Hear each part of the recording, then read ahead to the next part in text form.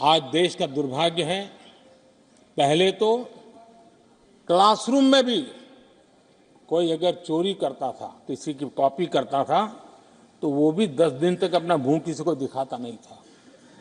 आज जो भ्रष्टाचार के आरोप जिन पे सिद्ध हो चुके हैं, जो जेलों में समय निकाल करके पैरोल पर आए, आज वॉशिंग मशीन से भी बड़ा कंधे पे लेकर के महिमा मंडन कर रहे हैं ऐसे चोरों का सार्वजनिक जीवन में।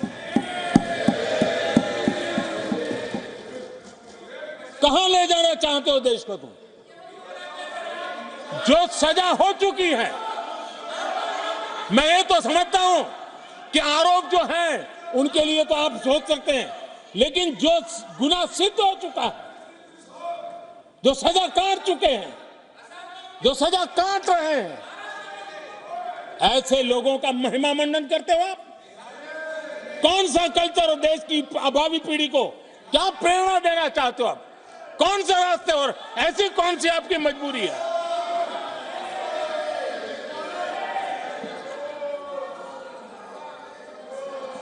और ऐसे लोगों का महिमा मंडन किया जा रहा है, उनको महान बताया जा रहा है।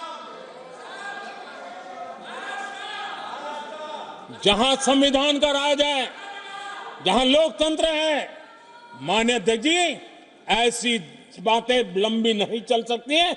ये लोग लिख करके रखें कि ये जो महिमा मंडन का काम चल रहा है उनका, वो अपने ही खात्मे की चिट्ठी पे सिग्नेचर कर रहे हैं लोग।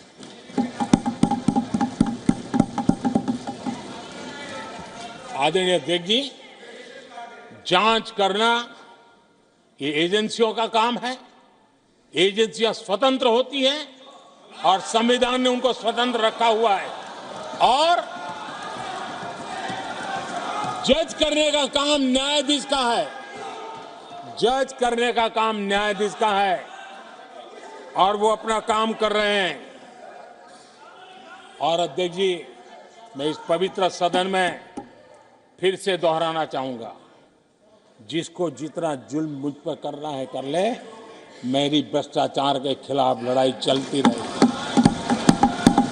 जिसने देश को लूटा है उनको लौटाना पड़ेगा, जिन्होंने देश को लूटा है उनको लौटाना पड़ेगा। ये मैं देश को इस सदन की पवित्र जगह से वादा करता हूं।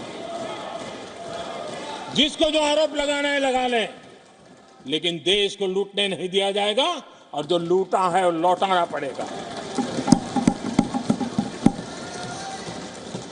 आदरणीय अध्यक्ष जी, देश सुरक्षा और शांति का एहसास कर रहा है। पिछले 10 वर्ष की तुलना में सुरक्षा के क्षेत्र में देश आज वाकई सशक्त हुआ है। आतंकवाद, नक्सलवाद एक छोटे दायरे में अब सिमटा हुआ है।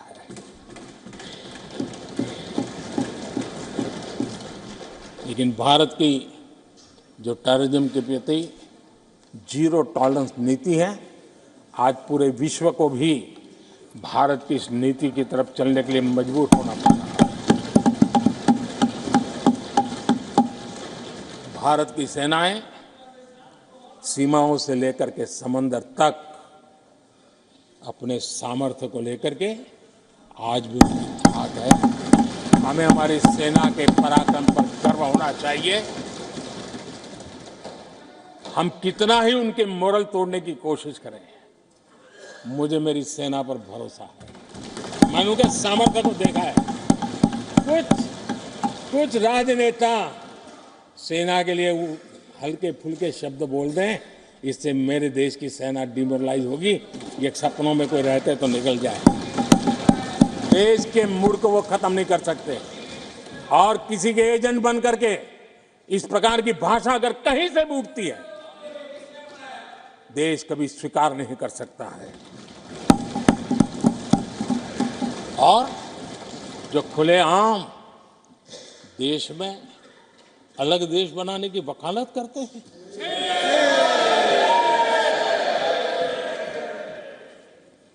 जोड़ने की बातें छोड़ो, तोड़ने की कोशिश करिए। यार आपके अंदर क्या पड़ा हुआ है? क्या इतने टुकड़े करके अभी भी आपके मन को समाधान नहीं हुआ है? देश के इतने टुकड़े कर चुके हो आप, और टुकड़े करना चाहते हो? कब तक करते रहोगे? आदरणीय अध्यक्ष जी,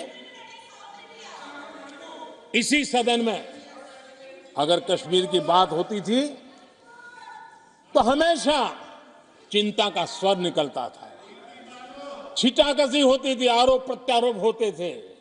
आज जम्मू कश्मीर में अभूतपूर्व विकास की चर्चा हो रही है और गर्व के साथ हो रही है। पर्यटन लगातार बढ़ रहा है, G20 समिट होती है वहां, पूरा विश्व आज उसकी सराहना करता है। आर्टिकल 370 को लेकर के कैसा हवा बना के रखा था।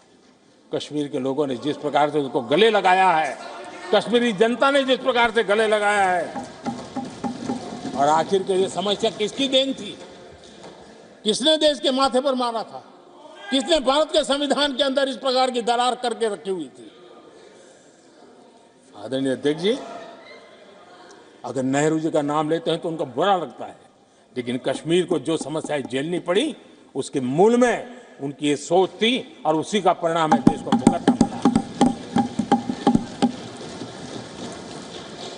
जम्मू कश्मीर के लोगों को, देश के लोगों को नेहरू जी की गलतियों का बहुत बड़ी कीमत चुकानी पड़ी है।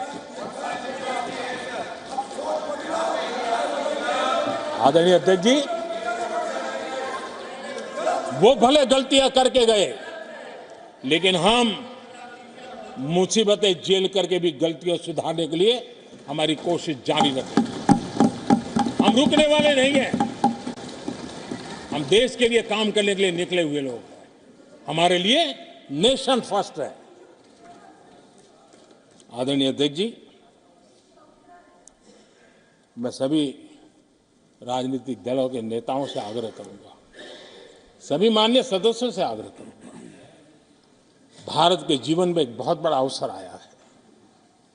वैश्विक परिवेश में भारत के लिए बड़ा अवसर आया है। एक नए आत्मविश्वास के साथ आगे बढ़ने का अवसर आया है।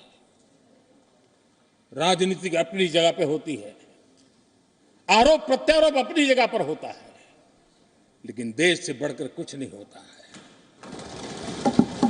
और इसलिए आइए मैं निमंत्रण देता हूं आपको, कंधे से कंधा मिलाकर के हम देश के निर्माण के लिए आगे बढ़े।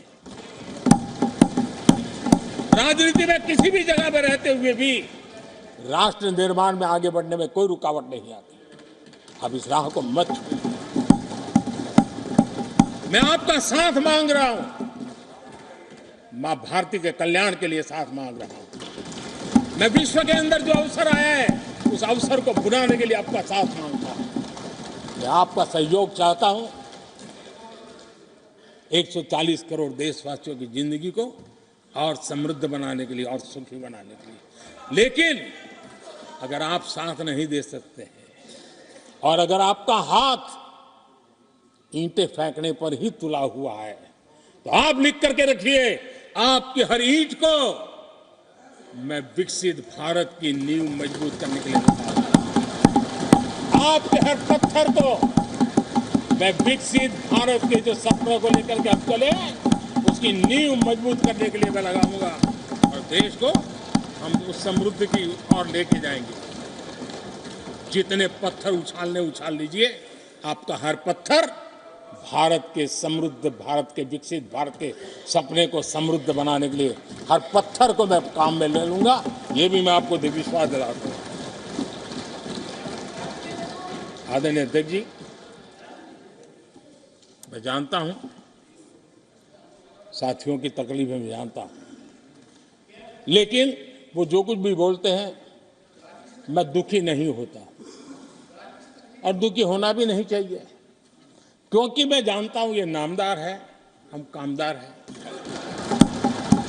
और हम कामदारों को तो नामदारों से सुनना ही पड़ता है। जी तो नामदार कुछ भी कहते रहें, कुछ भी कहने का उनको तो जन्मजात अधिकार मिले हुए हैं, और हम कामदारों को सुनना होता है। हम सुनते भी रहेंगे और देश को सहजते भी रहेंगे, देश को आगे बढ़ाते रहेंगे। आदरणीय अध्यक्ष जी, आपने मुझे इस पवित्र सदन में आदरणीय राष्ट्रपति जी के उद्बोधन को समर्थन करने के लिए बोलने का अवसर दिया। मैं आदरणीय राष्ट्रपति जी के उद्बोधन को समर्थन देते हुए धन्यवाद प्रस्ताव पर आभार व्यक्त करते हुए मेरी वाणी को विराम देता हूं।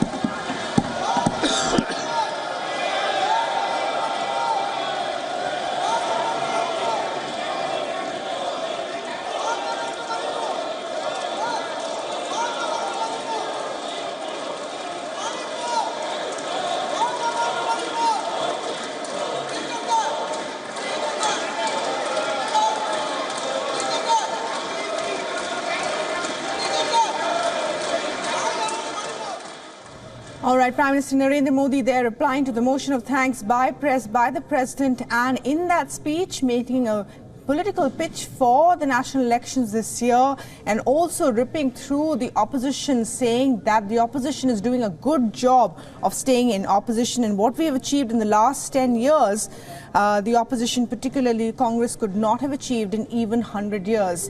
Taking some of the points from the budget, speaking about the BJP and the NDA's agenda for the upcoming elections, saying we will carry forward our work for the poor, for women, for farmers and for the youth. He also pointed out that in 2014, India was the 11th largest economy. Today, it is the 5th largest economy. And in the BJP's third term going forward, India will become the 3rd largest economy. Importantly, also making a major pitch for this year's election, saying that we are confident of getting over 370 seats alone in this election. The NDA will get over 400 seats, ripping through the Congress, particularly Rahul Gandhi, and talking about the mistakes in the past made by Indira Gandhi and Nehru as well, and taking sharp jibes at the Congress, particularly Rahul Gandhi, where he said Rahul Gandhi's Mohabbat Ki Dukaan slogan has no meaning. They are launching the same product over and over again. He also spoke at length about Manipur, that remember Manipur has been brought into focus in Parliament several times with the opposition. He spoke at length right at the beginning of his speech about Manipur, saying we have done nothing but development in the northeast as compared to what the Congress did under its rule over the last many decades as well. The Prime Minister making a strong pitch, this also summing up the report card for the BJP in the last 10 years, talking about how many homes that the BJP has built, the BJP and the NDA government has built for the poor, saying that we built over 4 crore homes for the poor. For the urban poor, we have built 80 lakh homes. And it would have taken the Congress 100 years to do what we have done in merely 10 years. Also speaking at length about farmer issues, women empowerment, and some of the other issues that the BJP feels is the core of their manifesto going forward. With that, we're wrapping up this news bulletin. News and updates continue on the other side. Stay with us.